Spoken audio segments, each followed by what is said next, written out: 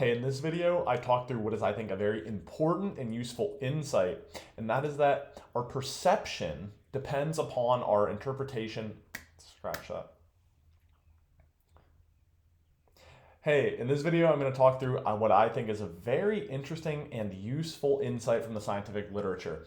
And that is that our perception of our experiences as like good or bad or stressful or unstressful is largely based on our interpretation of what's ultimately a neutral sensory experience. So let me explain that in a little bit more detail. It's basically saying that what happens in our kind of mind and body, in our nervous system, is really just a physiological reaction, and it's somewhat neutral. So when you're excited, what happens? It's not that it's like necessarily good or bad at a biological level. It's just saying that your heart rate increases, you may become a little more activated, your attention may shift, right? There's these just purely physiological changes, okay? Your blood pressure changes, your heart rate changes, etc. But what we see is that based on how we interpret these signals, like what caused it, can frame it as good or bad. So example, right? My heart rate is increased. I feel a little bit more activated. My nervous system is on higher alert. I have physiological arousal. And I say, oh, it's because I'm scared of something. We call that anxiety. But if we say it's because, oh, I'm anticipating something, we call that excitement. So all the physiological response was the same, but all that changes was my kind of attribution or my interpretation of it. And now here's a study that really gets at this. So this is from a 1974 paper by Aaron and Dutton, and it's a pretty interesting experiment. So they have two groups of people. The first group walks across a suspension bridge. So this is one of those really shaky, wobbly, not very sturdy looking bridges. The other group walks across a normal bridge.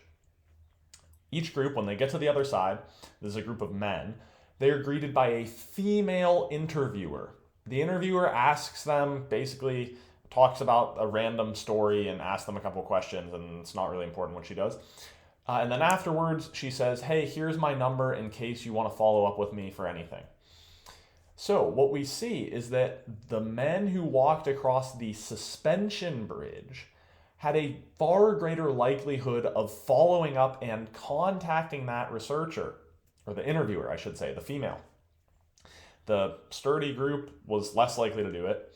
And interestingly, if they repeat this experiment with a male interviewer, you see no differences in the likelihood of following up. And so what this suggests is that the men who walked across the suspension bridge, for some reason, were more attracted to that female interviewer. Now, why might that be?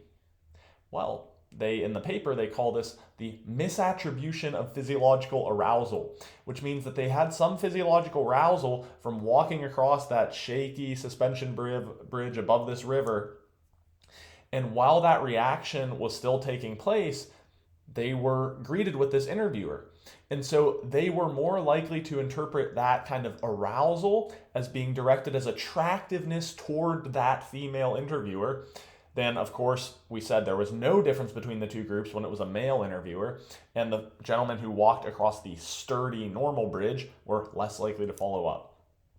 And so it's quite an interesting study that opens us up to think about what is the role of basically like expectations or interpretations of our sensory experience. So again, the same thing, really simple example that I come across when I do keynote speaking and stuff. For a while, I would feel kind of this pressure of like focus and energy and like I need to practice, I need to get my reps in, I need to really focus on this event coming up.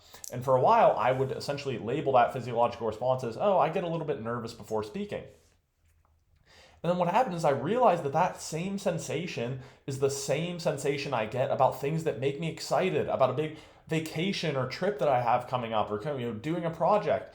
And so I was like, oh, actually, before I was interpreting the sensory physiological experience as a cause of fear. And so I say, oh, I'm nervous or I'm anxious. But really all it is, if I focus it as a cause of anticipation, all of a sudden it's excitement. It's like focused preparation. And so it sounds a little bit cliche when I say at the beginning, but that's why I like to share the scientific literature that points to this point. That really, most of the time, our physiological reactions are just that. They are physical, they are biological, they are not inherently good or bad. It's just a process occurring in the body. Then what happens is that our perception is based on our interpretation of that input.